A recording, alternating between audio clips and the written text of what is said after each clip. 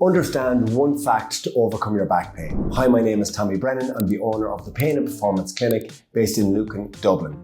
For ongoing back pain or back pain that comes and goes, the absolute best thing people could do is understand one fact. That pain is about sensitivity, not damage. It's about sensitized structures, not damaged structures. And these structures become sensitized for lots of reasons. The question you need to ask is, well, what influences this sensitivity?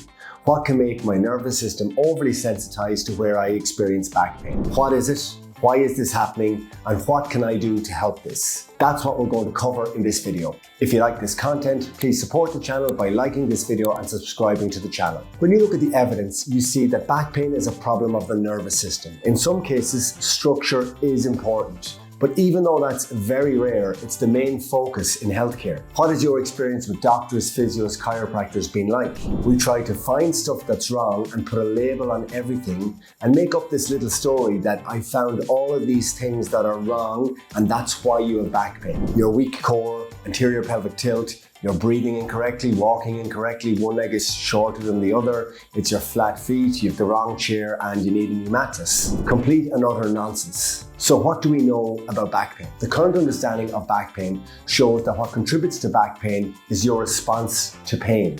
Your response to pain is influenced by several key factors. Your beliefs, your emotional response to pain, your social environment, the way you physically use your body, your lifestyle and other health comorbidities. These factors are modifiable influences and can dictate whether you are vulnerable or resilient to experiencing back pain. Let's look at a practical example. Person A experiences back pain and they have a positive attitude, they're in a healthy emotional state, they're not highly stressed or overwhelmed, they have a positive social environment, they're involved in physical activity and in using their bodies, they have a healthy lifestyle and minimal health issues. That person probably doesn't even seek care. Most of the time, they probably don't even go to the doctor or physio and their pain goes away and they just get on with things. Let's say person B experiences back pain and they have some negative beliefs around pain. So it affects them more. They think about it, they worry, they're a bit more anxious around it. Maybe they have a stressful or unsupportive home or work environment. They're inactive, they don't sleep very well, maybe they're overweight or they've other health issues. That person is higher risk of developing ongoing back pain and disability.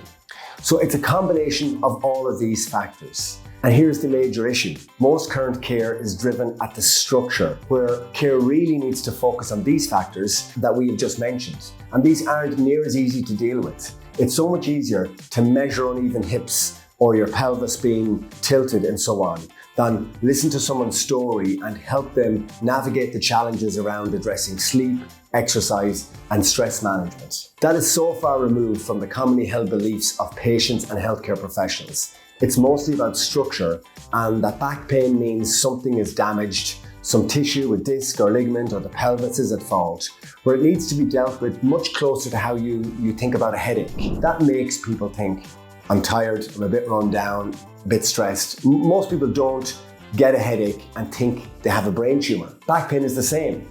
Prolonged sitting, engaging in activity when you're feeling tired or fatigued, low mood, that's when you're more likely to trigger a flare-up of your back pain.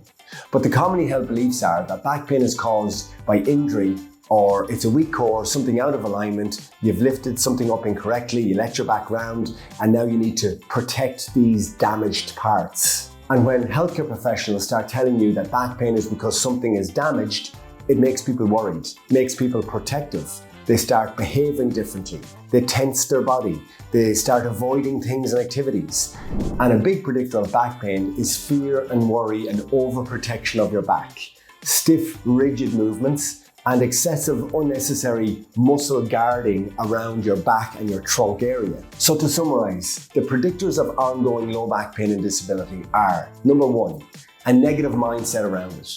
Back pain is caused by injury, I've damaged myself, I just have to live with this, that type of thing. Number two, unhelpful coping strategies, rest, avoidance, overprotection of your spine, poor sleep. And number three, a negative emotional response to pain.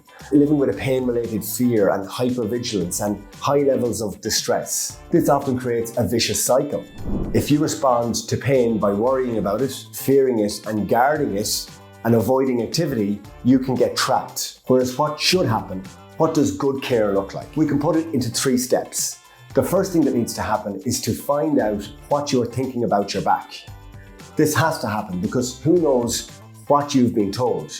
You might have been told you have a slipped disc and you shouldn't exercise. So realizing that back pain that comes and goes is not about structure.